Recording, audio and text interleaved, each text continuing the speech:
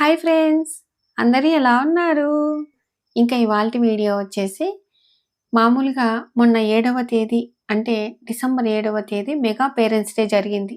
అందరికీ తెలిసిన విషయమే కదండి. ఇది జిల్లా కలెక్టర్ ద్వారా మామూలుగా అన్ని స్కూళ్ళల్లో ఈ కార్యక్రమం నిర్వహించారనమాట. అయితే ఈరోజు మేము చిన్నప్పుడు చదివినటువంటి స్కూల్కి అంటే బనియాన్పల్లెలో ఉన్నటువంటి గర్ల్స్ హై స్కూల్కి వెళ్తూ ఉన్నామండి. సో ఈ స్కూల్కి రాక దరిదాపుగా 30 సంవత్సరాలు అయిందండి. నిజంగా ఎంత సంతోషంగా ఉందంటే స్కూల్కి వెళ్తున్నాం అని చెప్పేసి అంత సంతోషంగా ఉంది. మేడపైకి ఎక్కి స్కూల్కి వెళ్తున్నాము అని గట్టిగా అరవాలనుందండి. అంత సంతోషంగా ఉందన్నమాట. సో ఇవాల్టి వీడియోలో ఏంటంటే గన నా చిన్ననాటి జ్ఞాపకాలు అయితేనేమి, మరిచిపోలేని మళ్ళీ ఆ రోజులు గుర్తు రావు అన్నట్టుగా ఈరోజు ఈ వీడియోలో షేర్ చేస్తున్నాను. సో ఎవరైనా కూడా చిన్ననాటి జ్ఞాపకాలు గుర్తు చేసుకోవాలని అనుకునే వాళ్ళు తప్పకుండా ఎక్కడ స్కిప్ చేయకుండా ఈ వీడియో చూస్తారనే ఉద్దేశంతో ఆశిస్తూ ఉన్నాను.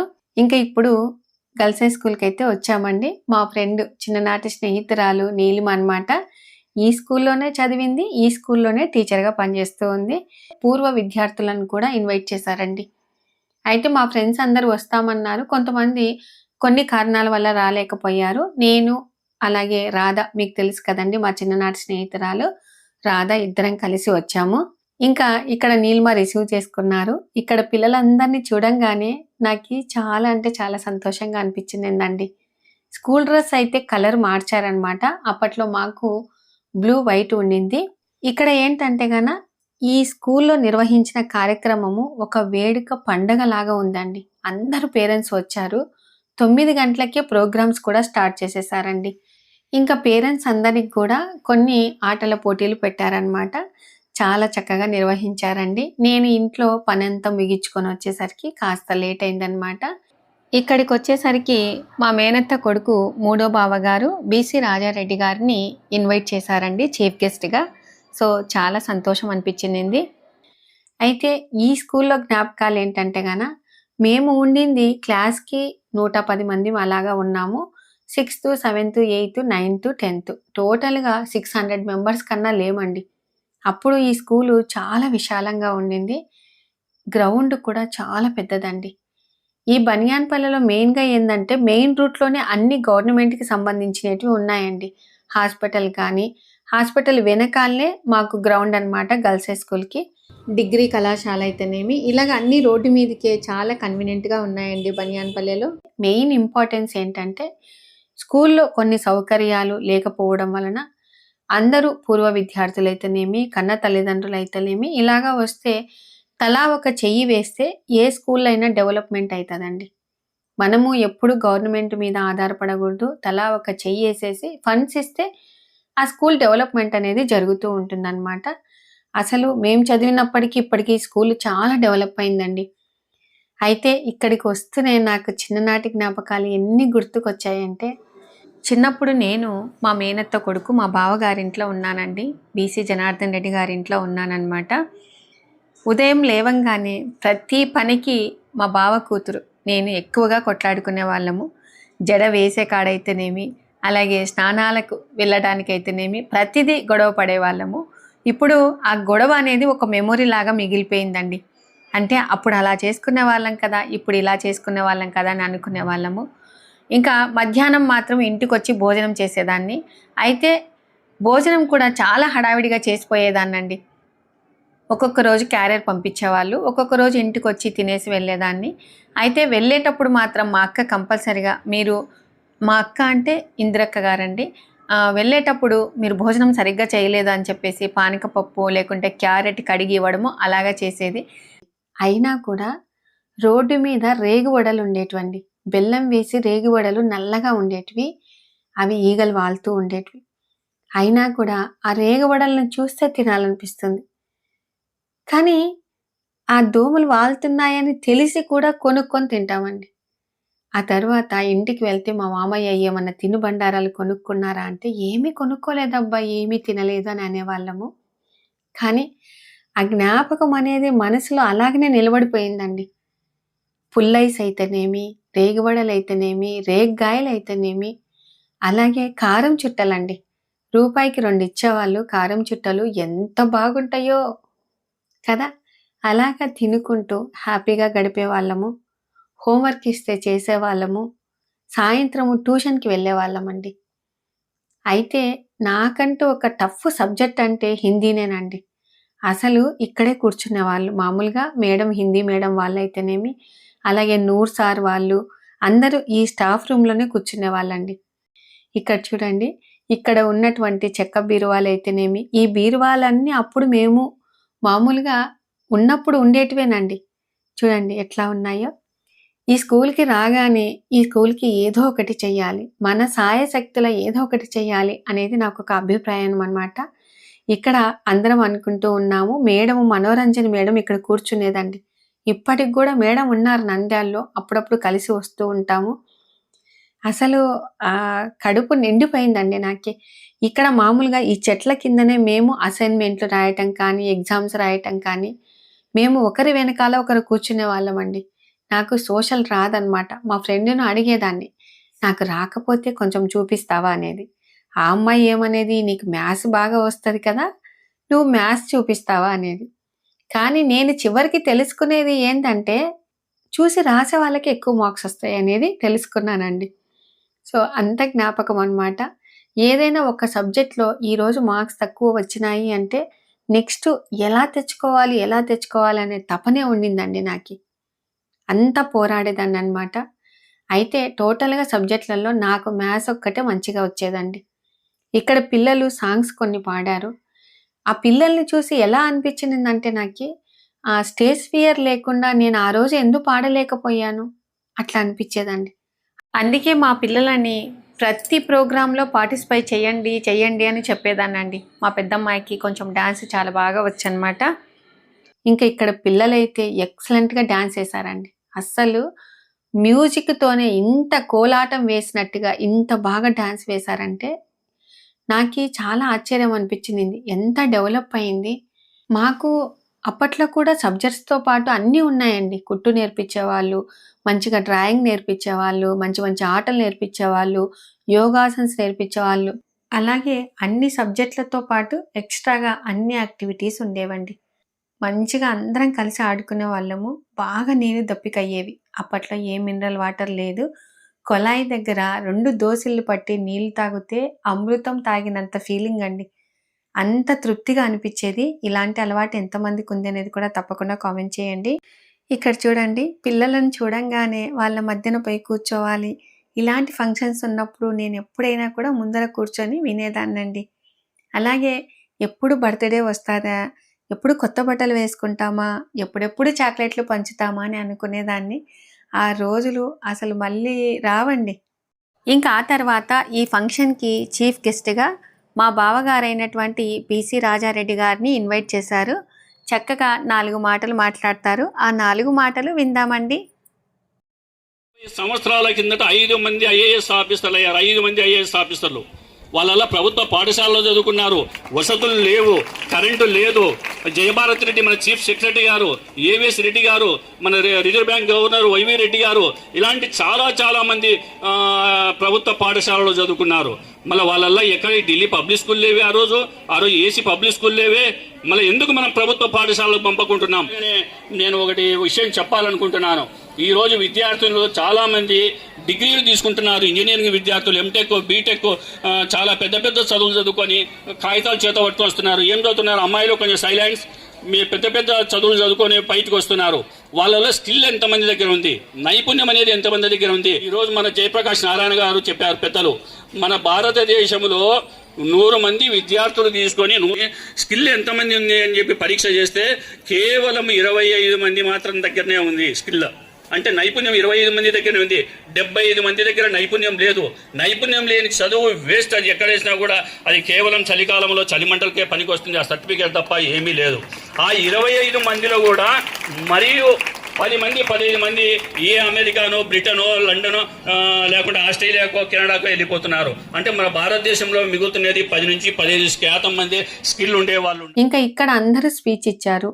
అంటే స్కూల్ ఏ విధంగా డెవలప్ అయింది, ఈ స్కూల్కి ఎలా సహాయం చేశారు ఏంటి అనేది చెప్పారు. ఆల్మోస్ట్గా చాలా మందికి తెలుసు. ఈ స్కూలు డెవలప్ కావడానికి అంటే బీసీ జనార్దన్ రెడ్డి గారైతేనేమి, ఇక్కడ స్పీచ్ ఇస్తున్నటువంటి బీసీ రాజారెడ్డి గారైతేనేమి చాలా చక్కగా హెల్ప్ చేశారు. స్కూల్ డెవలప్మెంట్ కూడా చాలా కృషి చేశారండి. బాత్రూమ్స్ అయితే అసలు ఒక అమ్మాయి మీకు ఏం కావాలి అని అడిగితే మాకు బాత్రూమ్స్ కావాలి అంటే అప్పటికప్పుడు ఇమ్మీడియట్గా కట్టించారండి. Thank you sir. 1000 రూపాయలు డొనేట్ చేయడం జరిగింది. Thank you sir. రండి మరి ఇక్కడ ఈ పాఠశాలలో ఇక్కడే చదివి ఇక్కడే ఉద్యోగం చేస్తూ బాగా ఈ పాఠశాలలో బాగా ఎంజాయ్ చేస్తున్నారు మేడం వాళ్ళు. అంటే తృప్తితో ఇది నా పాఠశాల ఒక కమిట్మెంట్తో పని చేసుకుంటూ ఉన్నారు. ఒకటి రండి అమ్మా, వీళ్ళంతా ఒకప్పుడు ఇక్కడే చదివినారు.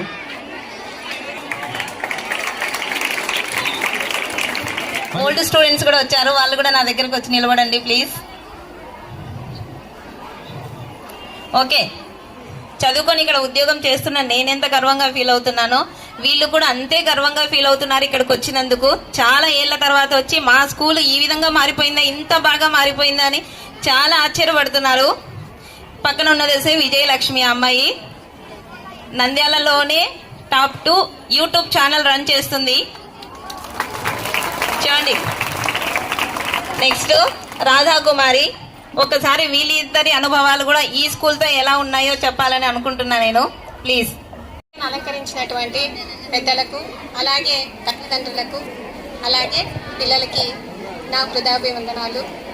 సో నాకైతే ఎక్కువగా మైక్ తీసుకొని మాట్లాడడం సరిగ్గా రాదండి. నాకు వచ్చిన అనుభవం ఏంటంటే స్కూల్కి వస్తేనే నాకు చాలా హ్యాపీగా అనిపించింది. నేను ఇక్కడ 6th నుంచి 10th వరకు చదువుకున్నాను. మాది 10th బ్యాచ్ వచ్చేసి 94 అనమాట. అయితే మేమున్నప్పుడు మాత్రం స్కూల్ చాలా పెద్దగా అనిపించింది, ఇప్పుడేమో అంత ఇరుకుగా అనిపిస్తూ ఉంది. కానీ స్ట్రెంత్ ఇంత పెరిగినారంటే నాకు చాలా హ్యాపీ అనిపిస్తుంది. మెయిన్గా ఈ స్కూల్లో అంటే డెవలప్మెంట్ చాలా బాగుంది. అలాగే అప్పట్లో బీసీ జనార్దన్ రెడ్డి గారు మేము చదువుకునేటప్పుడే మామూలుగా మేము 6th క్లాస్లోనే ఒక ట్యాంక్ అడిగాం, నీళ్ళ ట్యాంక్. అప్పట్లో ఏ మినరల్ వాటర్ లేదు, ఏం లేదు. మామూలుగా ట్యాంక్ అడిగితేనే వెంటనే ఇచ్చేశారు. సో బీసీ ఫ్యామిలీకి అయితే మేము ఎప్పుడూ రుణపడి ఉంటాము. అలాగే ఈ స్కూల్కి నా తరపున వచ్చేసి నేను స్కూల్ మొత్తం వస్తూనే చూసేశాను. ఇక్కడ డిస్పెన్సర్ అనమాట, అంటే hot and cold normal water dispenser లేదు. పిల్లలకి ఇప్పుడు నెక్స్ట్ మామూలుగా జ్వరాలు అట్లా వస్తూ ఉంటాయి కదా, నీలిమాకు చెప్పాను అనమాట, డిస్పెన్సర్ ఇస్తాను నేను, తీసుకోండి అని చెప్పాను. సో నా వంతు సహాయంగా నేనైతే ఇలాగే ఇచ్చానండి. ఇంకా ఇక్కడ పేరెంట్స్ అందరు కూర్చొని చూస్తూ ఉంటే నాకు అలాగనే చూడాలనిపించిందండి. అప్పుడు జ్ఞాపకాలు ఎలా ఉండేటివి ఏంటి అన్ని ప్రతి ఒక్కటి గుర్తు చేసుకున్నామండి.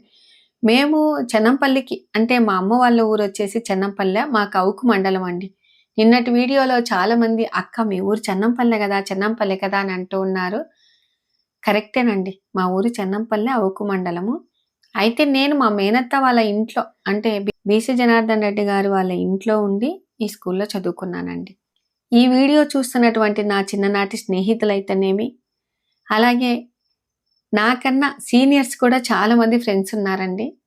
అలాగే నాకు చదువు చెప్పినటువంటి గురువు గారులు అయితేనేమి అందరికీ హృదయపూర్వక వందనాలనే చెప్పొచ్చండి. ఈ స్కూల్లో నాకు మర్చిపోలేనని జ్ఞాపకాలు ఉన్నాయి. ఇంకా ఆ తర్వాత ఈ నడుమ మీరు గమనించారో లేదో మొన్న అయ్యప్ప స్వామిది కూడా ఒక వీడియో పెట్టానండి. అందులో మా అక్క నా బనిగాన్పల్లె నా ఆరోగ్యం అనేది ఒక కార్యక్రమం మొదలుపెట్టింది. ప్లాస్టిక్ అండి, ప్లాస్టిక్ మీద ఒక యుద్ధం చేస్తూ ఉందండి. అది కంపల్సరిగా సక్సెస్ కావాలని నేను మనస్ఫూర్తిగా కోరుకుంటున్నాను.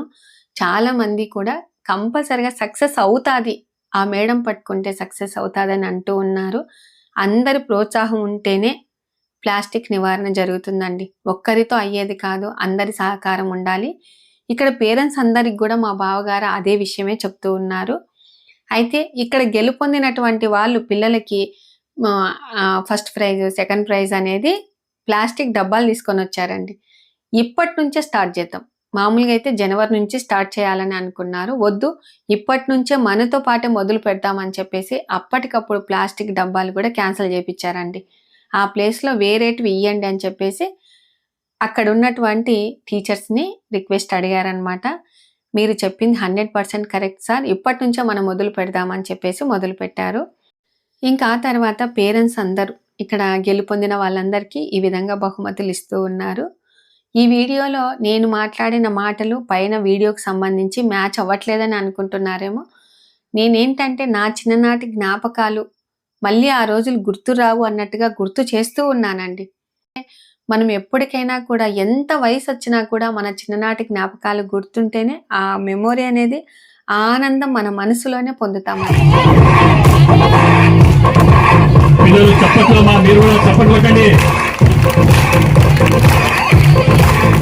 అసలు మధ్యాహ్నము క్యారెట్ అందరము తీసి క్యారెట్ తినేటప్పుడు ఈ పప్పు రుచి చూడు, మా అమ్మ ఇలా చేసింది, మా అక్క ఇలా చేసింది అని ఎంత ఒకరొకరిది మార్చుకుంటూ తినుకుంటూ ఎంత హ్యాపీగా ఎంజాయ్ చేసేవాళ్ళం కదా. అందరము కింద కూర్చునే వాళ్ళమేనండి మేము. నా రిక్వెస్ట్ అండి, నేను ఒక్క మాట చెప్పాలనుకుంటున్నాను. మీరు చేసే పని అద్భుతంగా ఉండాలి అంటే దానిని మనము ప్రేమించాలండి. మన కళను ప్రేమిస్తేనే దానిని ఏదైనా కూడా మనం సాధించగలము. ఒకరొకరికి ఒక్కొక్క ప్రావీణ్యం ఉంటుందన్నమాట. అప్పట్లో మేము మామూలుగా చిత్రలహరి సాంగ్స్ కోసము శుక్రవారం రోజు వెయిట్ చేసేవాళ్ళము. అలాగే ఆదివారం రోజు వచ్చే సినిమా కోసం వెయిట్ చేసేవాళ్ళము. పైన యాంటీనా ఉంటుంది కదా, కదిలిచ్చి చక్కగా వస్తుందా లేదా సినిమా అని మాటికి కదిలిచ్చి ఆ తర్వాత కుదురుగా కూర్చొని సినిమా చూసేవాళ్ళం. అప్పటి రోజులు కఠినంగా ఉండేటివి. ఇప్పుడు అన్ని విధాలుగా అన్ని సౌకర్యాలు మీకు కల్పిస్తున్నారు కాబట్టి, ఇప్పట్లో మీకు మీ చేతిలోనే అందుబాటులో సెల్లులు ఉన్నాయి కాబట్టి ఏ తెలియని విషయం అయినా కూడా చక్కగా సెర్చ్ చేసేసి తెలుసుకోండి, మంచిగా చదువుకోండి. ఏ పని చేసినా కూడా ఆ పనిని మనం ప్రేమిస్తేనే మనము ఏదైనా కూడా సాధించగలమండి. ఈ క్లాస్ రూమేనండి మాది, 10th క్లాస్ రూమ్ అనమాట. సో ఈ 10th క్లాస్ రూమ్లోనే ఇంతమంది మీకు కూర్చొని ఎలా చదువుకున్నాము, అందరము కిందనే కూర్చొని చదువుకునే వాళ్ళమండి. చక్కెర బెల్లం వేసేసుకొని చక్కగా టీచర్స్ చెప్పేది వినుకుంటూ చక్కగా స్కూల్కి వెళ్ళి ఏదో నాకు వచ్చినది మేము చదువుకొని పైకి ఎదగాలి అనే సంకల్పం ఉంది అనుకోండి, కింద మీద పడైనా లేచి చదువుకుంటామండి. ఈ క్లాసును చూస్తూ ఉంటే కూడా మా మ్యాథ్స్ సార్ ప్రభాకర్ సార్ అయితేనేమి, రామసుబ్బారెడ్డి సార్ అయితేనేమి, అలాగే సుబ్బరత్నమ్మ మేడం అయితేనేమి, మా తెలుగు మేడం అన్నమాట. ఇంకా ఆ తర్వాత హిందీ మేడము, కుట్టు మేడము, డ్రాయింగ్ మేడము అందరూ గుర్తుకొచ్చారండి. ఎక్కడ ఉన్నారో ఏంటో అప్పుడప్పుడు కొంతమంది సార్ వాళ్ళైతే కలుస్తూ ఉంటారు. ఇంకా అక్కడ ఉన్న టీచర్స్ అందరూ బాగా పలకరించారు. అలాగే మా ఫ్రెండ్ కూడా మా దగ్గరికి వచ్చేసి చాలా థ్యాంక్ యూ సో మచ్ విజయ వచ్చినందుకని అనింది. సో నా వంతు సహాయంగా నేనైతే ఇది చేశానండి. ఇంకా ఇవాల్టి వీడియోలో చిన్ననాటి జ్ఞాపకాలు ఇంకా ఎన్ని గుర్తుకొచ్చాయి మీకు అనేది కూడా తప్పకుండా కామెంట్ చేయండి. ఇవాల్టి వీడియో మీకు నచ్చినట్లయితే లైక్ చేయండి, షేర్ చేయండి, సబ్స్క్రైబ్ చేయండి. Thank you for watching. Bye అండి. అయితే ఇక్కడ పెట్రోల్ పట్టించుకునేటప్పుడు మనకి ఇంకొక సబ్స్క్రైబర్ అండి చాలాసేపు నా వైపే చూస్తూ ఉంది, ఇలా హాయ్ అని చెప్తూ ఉంది. సరే అని చెప్పి నేను కూడా హాయ్ అని చెప్పేశాను. ఇంకా ఆ తర్వాత మధ్యాహ్నము అక్కడ స్కూల్లోనే అన్నం తిన్నామండి. హడావిడిగా తినేసాము, కొంచెం ఆకలైందని చెప్పేసి బనియాన్పల్లెకి యువతల కొంచెం దూరంలో ఇక్కడ మునక్కాయలు అలాగే అంజూర పండ్లు అమ్ముతారండి. ఆ అంజూర పండ్లను కొనుక్కొని అలాగే మాతో పాటు మా మరిది గారు కూడా వచ్చారండి. ఇంకా షూట్ చేయడానికి అని చెప్పేసి విజయ్ అనే అబ్బాయిని కూడా తీసుకొచ్చుకున్నాను. మెయిన్గా ఇలాగ స్కూల్కి వెళ్ళినప్పుడు ఎవరో ఒకరు షూట్ చేస్తేనే మనం హ్యాపీగా ఉంటామండి. మనమే సెల్ తీసుకొని షూట్ చేసుకోవాలంటే చాలా కష్టం కదా. అయితే మా మరిది గారిని పలుకూరు అనే గ్రామం వాళ్ళు పిలిచారండి. మొన్న వనభోజనాలు అలాగే కుర్చీలు అంటే చైర్స్ ఇచ్చారు కదా, ఒక వీడియో కూడా షేర్ చేశానండి. అందుకోసము అభినందించడానికి అని చెప్పేసి పిలిచారు. ఓకే అండి, బాయ్ అండి.